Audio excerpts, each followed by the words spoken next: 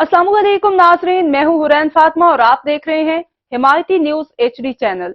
नजर डालते हैं आज की अहम खबर पर। कराची घग्गर फाटक के करीब वाटर बोर्ड की लाइन में डूबकर जाँ बहक होने वाली बच्ची की लाश मिल गई। बच्ची की लाश घर पहुंचने पर कोहराम मच गया।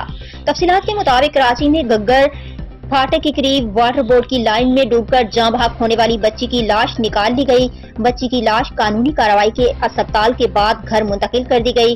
बच्ची की लाश पहुंचने पर कोहराम मच गया। डिप्टी कमिश्नर मलीन मोहम्मद सईद लगाई के मुताबिक रेलवे मार्शलिंग यार्ड के करीब water and sewerage board Karachi की पाइपलाइन से लाश निकाली गई। पाक बहरिया और वाटर एंड सीवरेज बोर्ड की टीमों ने ऑपरेशन में हिस्सा लिया।